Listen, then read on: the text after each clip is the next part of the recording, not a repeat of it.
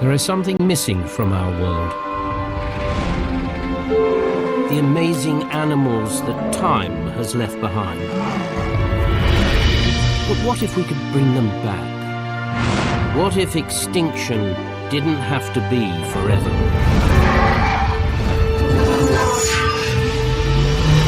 We're going back in time on a safari with a difference. As wildlife adventurer Nigel Marvin plunges into prehistory to rescue creatures on the brink of extinction. His plan is to bring them back to the safety of the present and give them a second chance. This time, Nigel is going back 300 million years to a time long before the dinosaurs, when insects ruled the world. His goal is to rescue some of the largest and most dangerous creepy crawlies in history. Welcome to the ultimate wildlife sanctuary. Welcome to Prehistoric Park.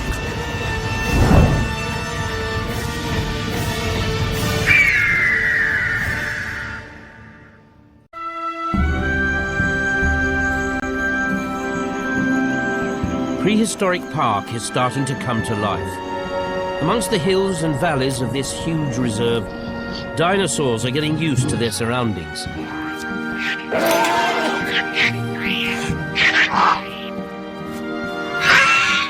One day, Nigel Marvin plans to breed extinct animals in captivity. But for now, he's starting off by only bringing a few of each species back to see how they get on in the 21st century. The park's latest newcomers seem to be settling in well. Stop right there. All right, keep tension at the back.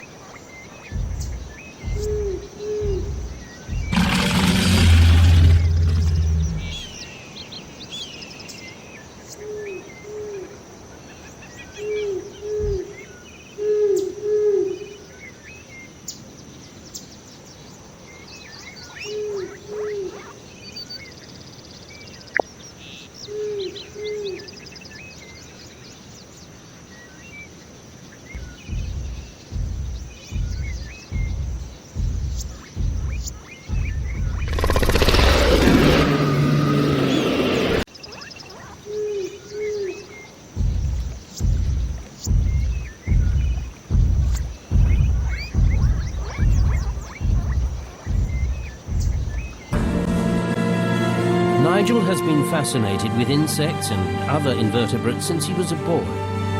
Now he's planning to bring back some prehistoric bugs from extinction.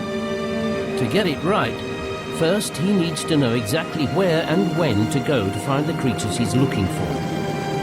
And there's a clue waiting on the remote Scottish island of Arran.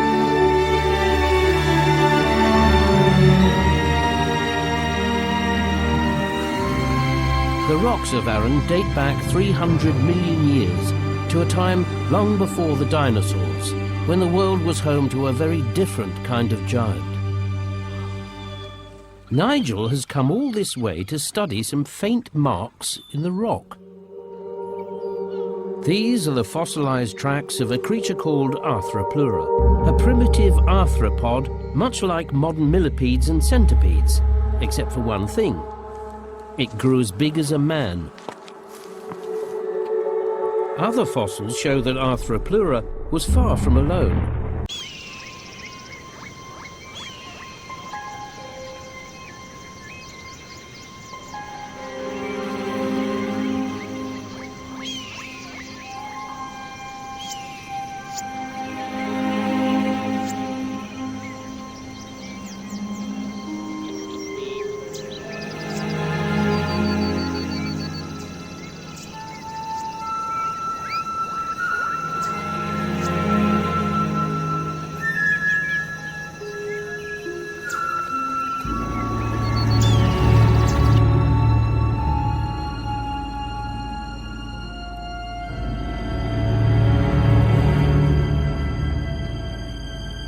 When Nigel has a mind to do something, nothing will stop him. An outlook shared by the park's largest residents, the titanosaurs.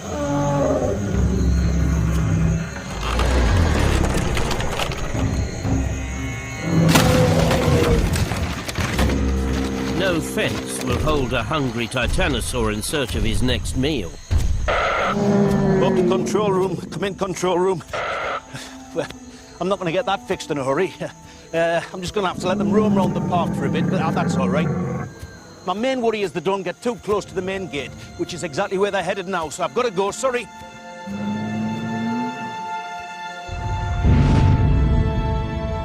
Oblivious to the titanosaur breakout, Nigel's getting ready to go. Bob, do you read over?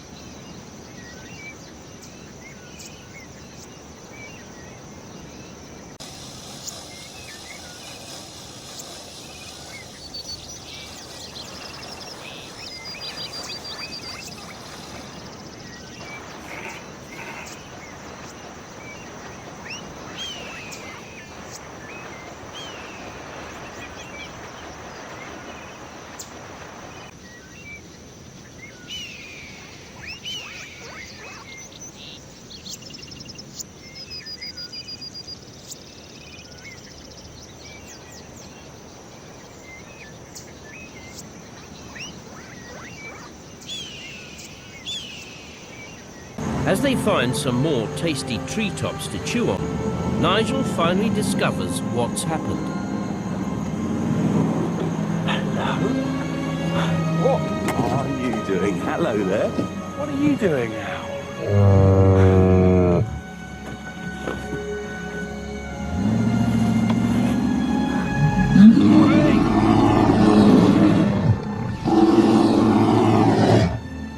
Obviously, Bob's enclosure didn't hold the titanosaurs. Go back, you great lummox! He seems to be coping, though.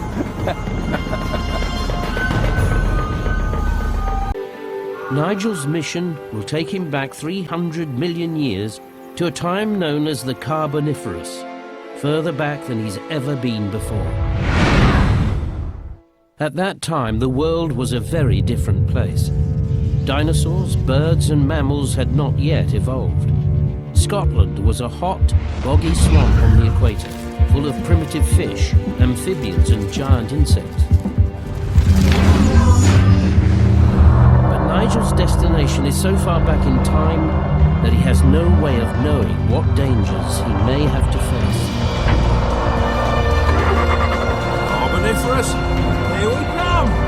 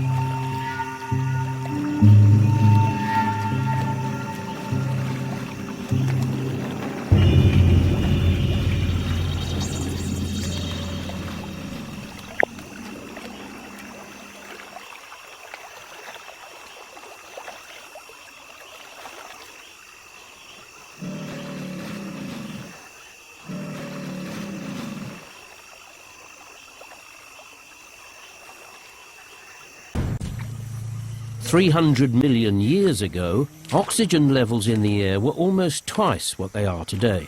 Scientists believe that this may be the reason that insects then were so large. But so far, Nigel hasn't seen anything, big or small. Some butterflies have territories at the treetops. Maybe the dragonflies do. And I've got to get up there. It's not an easy option. Prehistoric plants like this one grew to heights of 150 feet and had no branches. It's a tricky climb. Over millions of years, this magnificent prehistoric forest will turn into the coal that we burn today. But right now, it's still a beautiful sight.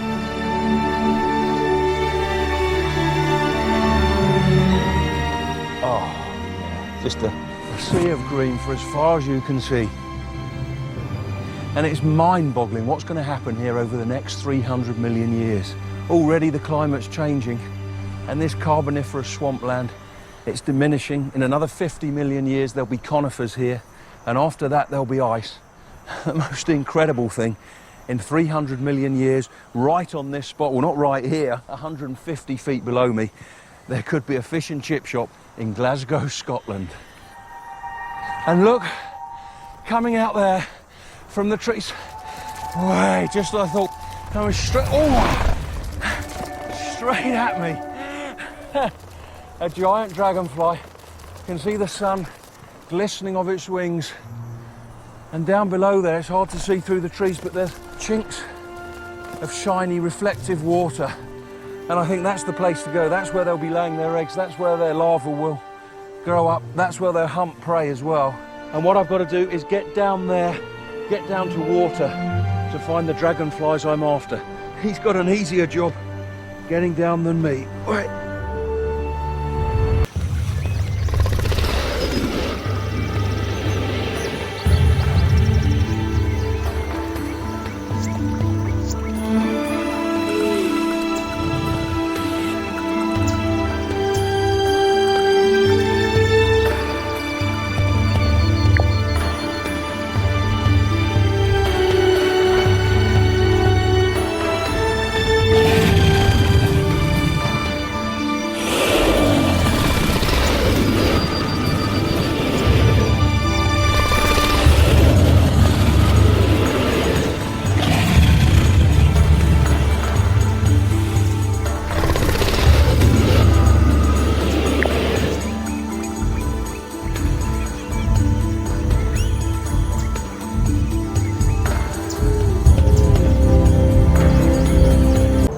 It's all very well collecting giant insects, but you've got to have somewhere to put them.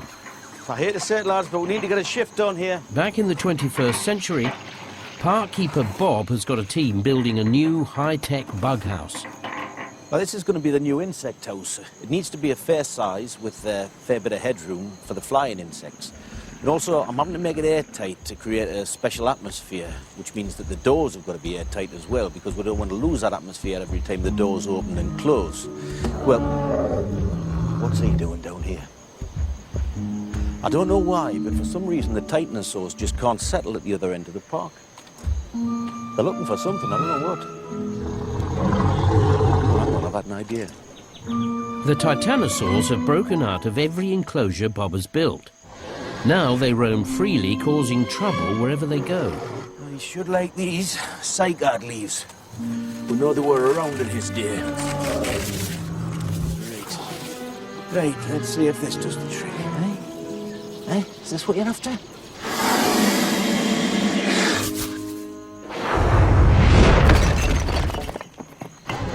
Obviously not. I don't know what's the matter with him.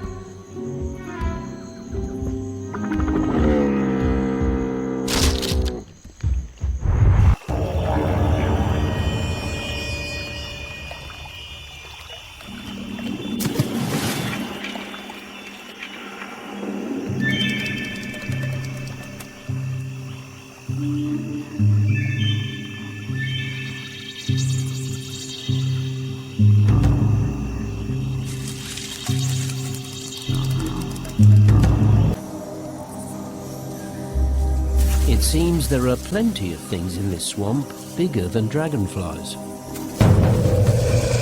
You hear that? It's something big. It's moving.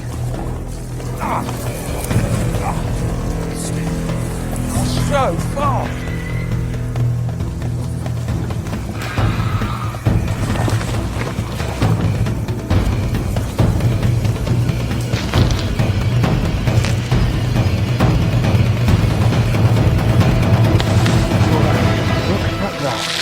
An arthropods. Wow.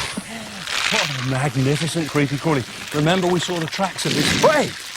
That rearing up, it's obviously a defensive reaction. I've been sprayed by modern millipedes. They can secrete cyanide, that smells of almonds. I've had that in my eyes and that really hurts. And nobody knows anything about these. Of course, nobody's seen a living one. They've only seen the fossils.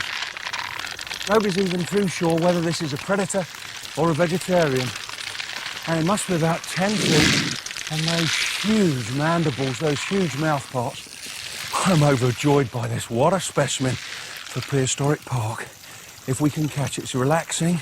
I've got to be so careful here. If it just relaxes and goes down, maybe I can make a lunge.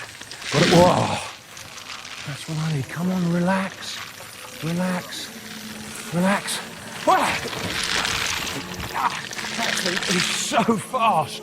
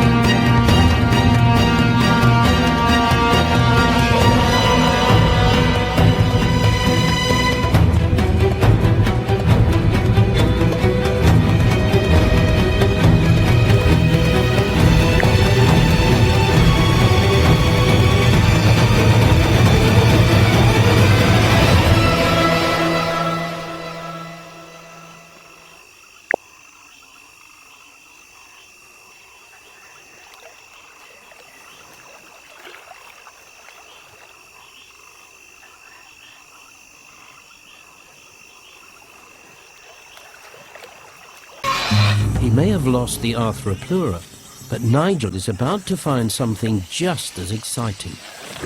A lake swarming with giant dragonflies.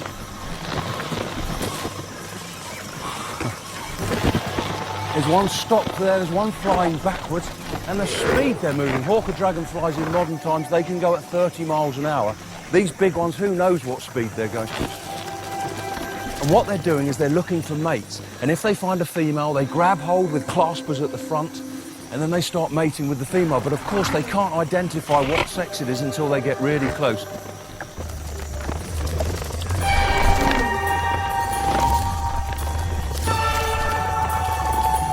And these are two males having a dogfight. And look at them. Look at that. They are so aerobatic. Whoa, he's whizzing right close. They can stop immediately. They can spin round on a sixpence.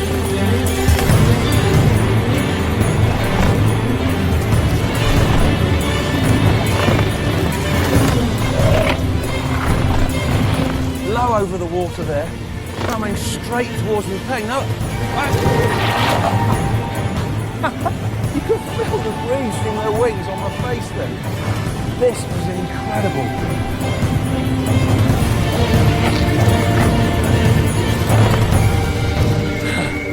This is great. Watching it in the 21st century is fun enough, but to see dragonflies with a 3-foot wingspan having a dogfight, this is tremendous stuff.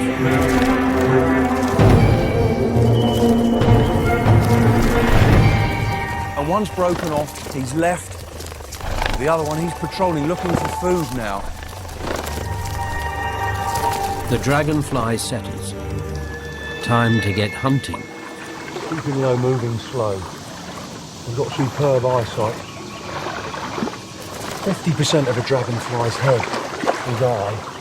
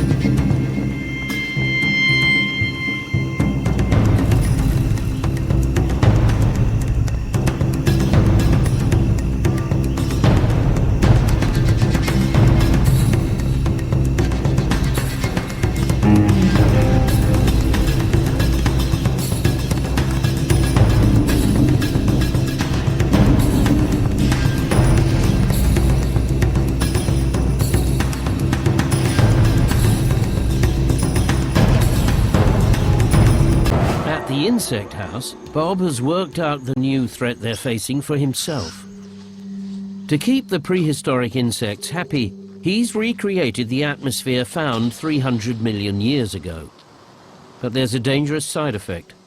The high oxygen levels mean things burn much faster. The lightning storm the night before has started a forest fire.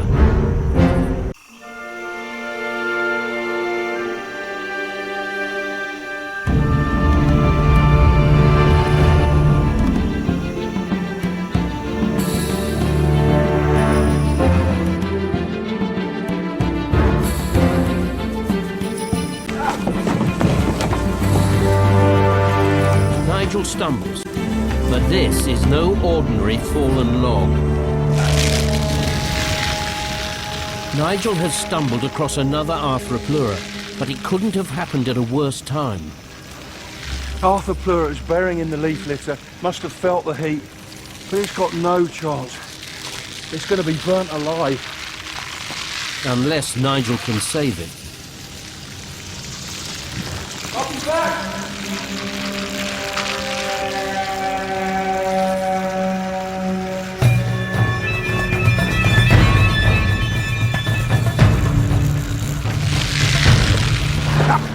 This is such a powerful beast, and even when you get close to it, I'm not sure whether it's a centipede or a millipede. Look at those mandibles. Hey! Jim, quick, quick! Quick, Jim!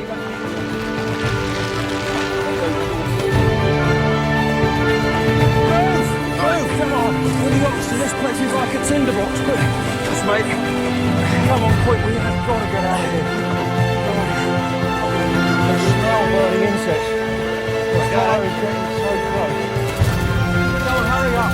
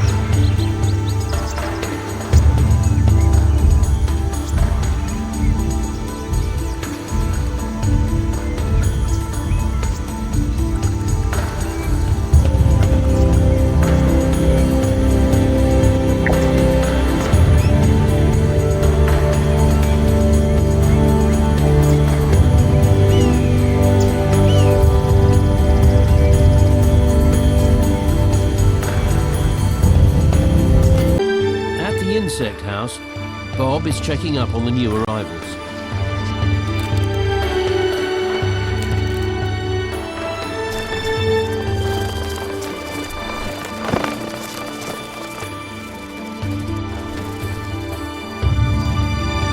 Where is he? You're around here somewhere.